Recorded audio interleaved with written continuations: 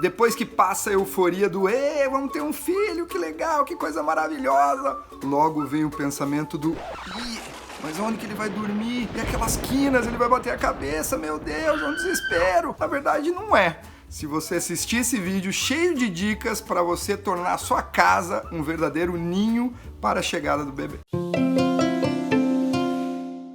Olá pessoal do canal Meu Bebê, eu sou Paulo Biaki, designer, e hoje a gente vai conversar sobre as mudanças e adaptações na casa para a chegada de um bebê. Falando assim pode parecer complicado, difícil, mas na verdade não é. É um negócio super prazeroso, porque você está pensando na proteção e na segurança do seu filho. Bom, e como que foi na minha casa? Eu tenho 2 filhos, o Francisco, que tem 6 anos, e a Lola, que tem 2 anos. Bom, quando o Francisco chegou, a gente teve o privilégio de ter um quarto exclusivo para ele. Então já era um quarto, de certa forma, preparado, mas a gente se empenhou e se empolgou em deixar esse cantinho com a cara dele. O quarto do Francisco, na verdade, era um quarto de hóspedes, o que era muito bom porque a gente já tinha colocado nele um armário planejado de 4 portas. Então isso nos ajudou muito a organizar as coisas do pequeno Chico.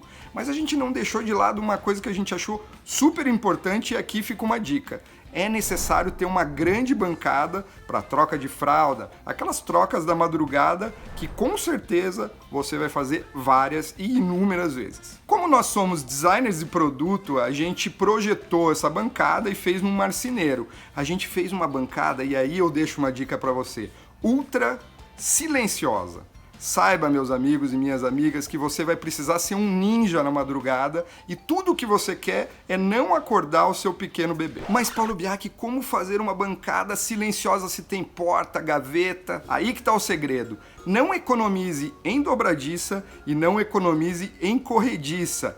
Tudo que você não quer é no meio da madrugada, depois que você fez o seu filho dormir, você largar aquela porta e fazer aquela barulheira. Então uma dica aqui, meus amigos e minhas amigas, comprem dobradiça e corrediça com amortecedor para ela acalmar ali na hora que ela fechar. Existem muitos modelos de trocadores no mercado, você pode escolher qualquer uma das opções, mas o legal de fazer na marcenaria é que você faz do seu jeito, então você faz customizado para você ser um ninja na madrugada e pegar as coisas com facilidade naquele momento complicado. Já que estamos falando de cômoda, trocador, eu quero deixar aqui um super alerta de segurança. É muito importante que esse trocador, essa cômoda, esse móvel que muitas vezes é pesado e tem gavetas grandes, seja fixado na parede, ou seja, fixe com parafusos o fundo dessa cômoda com bucha na parede.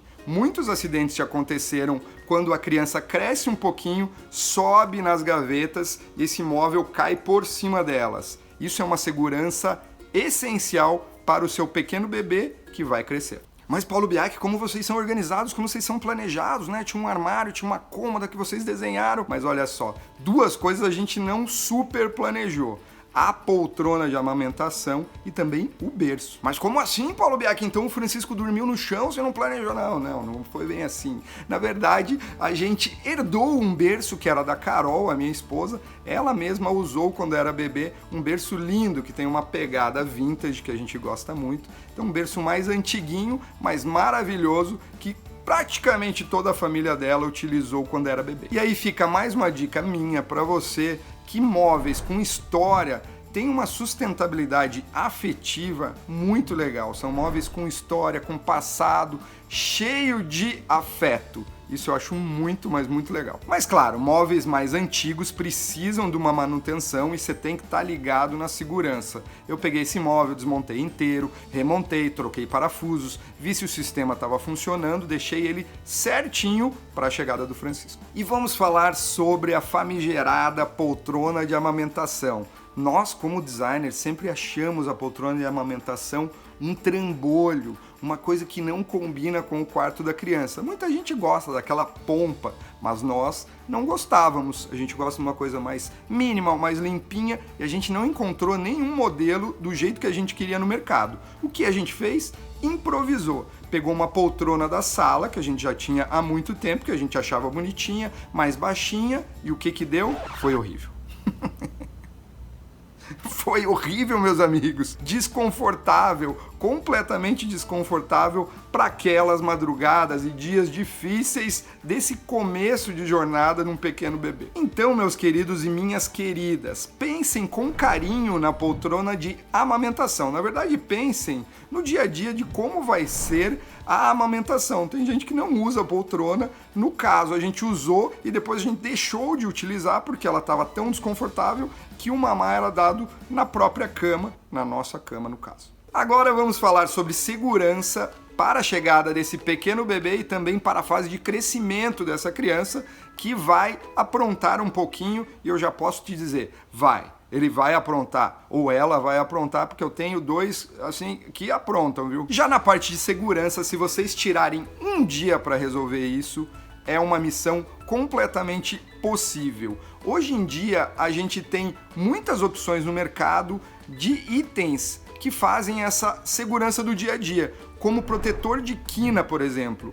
É muito fácil de encontrar em lojas de material de construção, nessas grandes lojas de material de construção, muitos itens que protegem a casa. Uma dica aqui também, não adianta ficar completamente neurótico com isso, senão a casa vira praticamente um estacionamento, sabe, com aquelas barras de EVA em cada quina, também não é tão necessário, mas eu vou te falar, os bichinhos aprontam, viu? Agora, se você não encontrar o item que você deseja, tem como improvisar também. A gente morava num sobrado em Curitiba que tinha uma baita de uma escada e o nosso maior medo era o Chiquinho despencar lá de cima dessa escada. A gente procurou um portãozinho na época para que a gente conseguisse passar e o Chiquinho não conseguisse abrir e a gente não encontrou. Sabe o que a gente fez? A gente foi até um pet shop e comprou um portãozinho de cachorro, aquele que você abre, coloca preso na parede, abre aqui, fecha, tal. Deu super certo, funcionou pra gente super bem, então fica a dica aí, é só botar a cabeça para funcionar.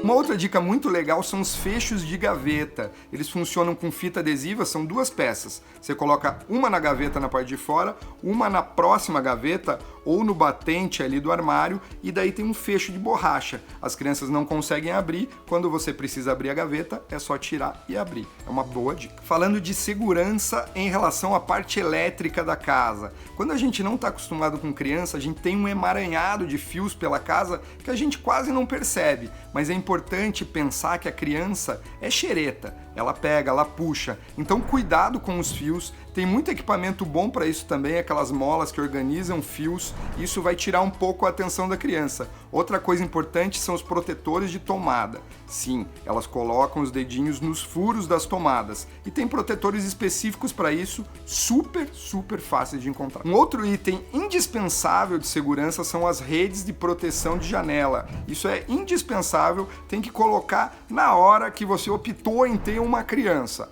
Tem que colocar, porque a criança sobe em qualquer coisa que ela encontra pela frente para olhar pela janela. Não importa se você mora num prédio, num sobrado ou numa casa de 2 andares. Reforçando então, evite imóveis que possam ser usados como escada para a criança chegar até a janela. Elas são curiosas e elas vão fazer isso. Uma coisa legal também de evitar são persianas que tenham aquelas cordinhas. Talvez você não precise evitar, mas enrole bem essas cordinhas na parte de cima, porque essas cordinhas são muito perigosas para os pescocinhos dos pequenos bebês. Bom, em resumo, você vai ter que acabar comprando grande parte do material de segurança. Isso não tem jeito. Agora, pense em reaproveitar um mobiliário cheio de história que você tem em casa, como eu fiz. Isso realmente traz um lance de muito afeto e muita história para contar para o seu pequeno filho quando ele crescer.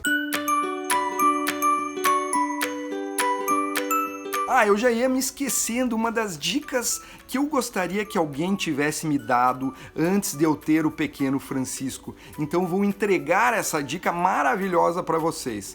Pelo amor de Deus, instalem um dimmer no interruptor do quarto do seu filho ou da sua filha. Um dimmerizador que controla a intensidade da lâmpada do quarto. Você vai poder controlar a luminosidade na hora que você quiser, só ali girando um botão. Isso é perfeito nas madrugadas madrugadas que você quer achar uma fralda perdida, uma pomada, qualquer coisa que seja para não acordar o bebê. E essa é uma dica muito preciosa, porque realmente você não quer acordar o bebê, você quer ser feliz, você quer ficar descansado. E essa dica é maravilhosa. Hoje em dia tem dimerizadores e controladores super tecnológicos que você consegue até utilizar por aplicativo de celular. Então você aumenta a intensidade pelo celular, diminui, desliga a luz e até muda a cor da lâmpada. E é um processo super fácil de instalar e hoje em dia não está caro e é super acessível. Eu adorei o convite de estar aqui no canal Meu Bebê, então se você gostou desse vídeo,